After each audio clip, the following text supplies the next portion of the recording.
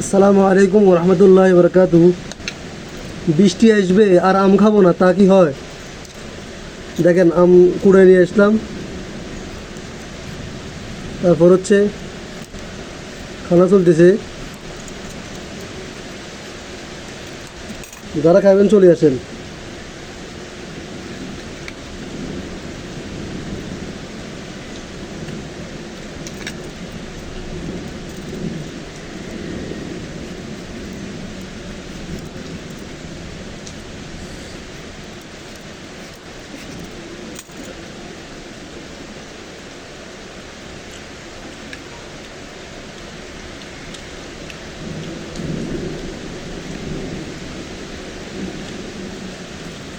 তবে এতটা মজা নাই।